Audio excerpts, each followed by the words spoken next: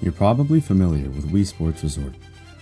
It improved on the original Wii Sports in many ways, and at this point, I would consider the game to be a classic. However, one thing that people may not realize is that the game actually has some dark and complicated lore. In this video, we'll be taking a closer look at this game to uncover the dark truth of Wii Sports Resort.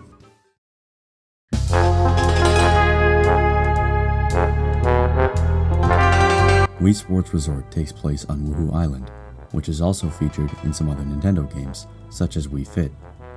Woohoo Island most prominently features a large active volcano, Maka Woohoo. Also on the island is a small town, some ancient ruins, and a few tunnels and caves. We'll cover the ruins first, since they're the most obvious mystery of the island. They appear to have been built centuries or even millennia ago, but it's unknown how the construction of the ruins took place. As the description for the cliffside ruins implies, it would be impossible to get the stones up to their location. This may mean that there was alien intervention or something similar involved in the creation of the ruins. There is also a section of ruins underground in the Sea Serpent's Cavern, which is equally as mysterious as to how it was constructed. The ancient inhabitants of the island also seem to be responsible for constructing numerous monuments around the island. The forest and lava monuments have 3 tall rocks, with one short one in the center, while the mountain monument only has 2. However, the third stone of the mountain monument can be found at the eye point called Toppled Monument, located at the bottom of a cliff next to the monument. This may suggest that the rock was purposely toppled over at some point, or perhaps the falling of the third stone was natural. The forest monument is also suggested to be guarding the forest, which may mean that the monuments on the island all protect specific areas. While it isn't obvious that these monuments actually do protect the island, there isn't much settlement around these areas, and there are multiple references to getting back before dark for certain locations. There is no indication that it would be very cold at night. After all, the island is tropical. There must be some other explanation for needing to get back to town before it gets dark.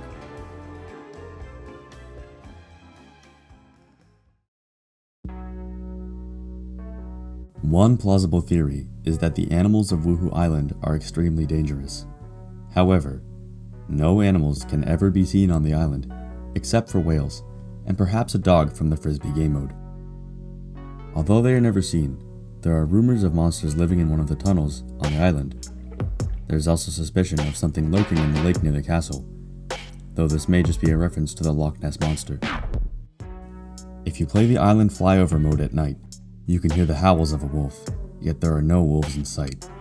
This is disturbing, as you would think that a place like Woohoo Island would be teeming with wildlife, when in fact, the complete opposite is true. There is also an alternative theory which I personally think is more likely. There are mentions of eerie singing near the ruins at night, and if you fly through the Sea Serpent Cavern at night, you will hear this singing.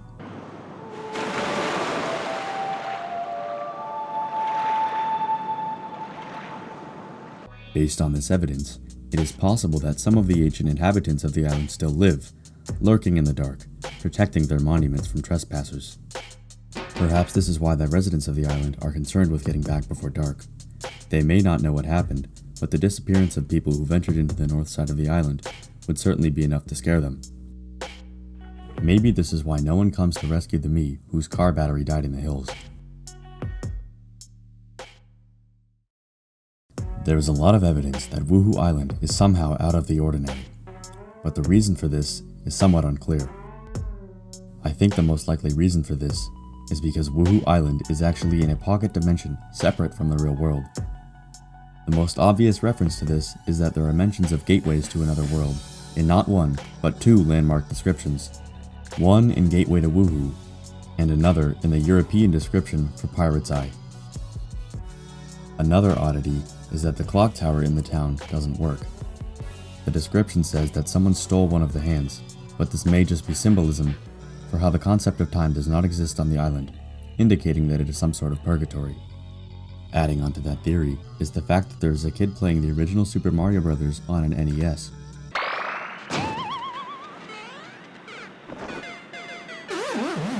Which would be a completely outdated console, assuming the game takes place in the modern day. Another inexplicable thing on the island is this castle? First of all, the castle doesn't make sense, in that it is clearly not the same architecture as the ancient ruins, and there would be no real reason for them to build a castle on an island. The strangest thing about the castle is the way that cars just go through the gate, driving downwards into this void. Besides the castle, there is also evidence that Woohoo Island may be in the same universe as Five Nights at Freddy's. In the Swordplay Showdown mode, we can see these purple Miis, a not-so-subtle reference to Purple Guy from the Five Nights at Freddy's franchise. There is also the fact that the volcano is active, but not only has it never erupted in recent history, there is somehow a monument constructed inside of the volcano despite it being hot enough to bake a pizza. Maybe the volcano was inactive and cold when the monument was constructed, but we can see Miis having a sword battle inside of the volcano, which means that Miis have to be extremely resilient to heat. And on the topic of Miis, Woohoo Island appears to be the home of all the Miis. Miis appear in other games, but there is nowhere else but Woohoo Island where they are the exclusive inhabitants of an area. Except for one. Mii Plaza, which you probably know as the place from the Mii channel. And what does the Mii Plaza look like? It's a starkly lit, seemingly never-ending void. If that seems familiar, that's because it's the same area as behind the castle, where the cars drive down into the abyss. This basically confirms that the Mii Plaza is located underneath Woohoo Island. But what does that mean? Why do the Miis from the island drive down into Mii Plaza seemingly to never return? Well, consider this.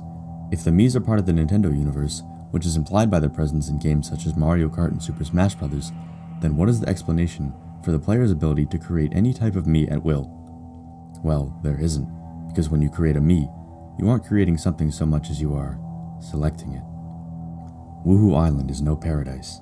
It is a place where Miis are raised to be sent into eternal servitude. The Miis are probably told that when they drive down past the castle, they will arrive in some sort of paradise. This theory actually explains a bunch of the other mysteries on the island. For example, the ancient inhabitants probably resisted being sent to Mii Plaza. In some of the iPoint descriptions, there are mentions of traps built into the ruins. Although the description says these are built to scare away thieves, it's more likely that these traps were built as protection from the people trying to send Miis to the Mii channel. This also explains why they are only active at night, and most importantly, the reason they seem to kidnap random Miis. Knowing that Miis are being systematically sent to Mii Plaza, it seems plausible that the ancient inhabitants are in fact saving Miis instead of taking them for malicious purposes. But who is responsible for this atrocity? Well, who has an endless need for new Miis? Who has so much power on the island that they have a private island and a blimp with their face on it? It's you. You are the villain of Wii Sports Resort. So next time you need a new Mii, please consider what you're doing.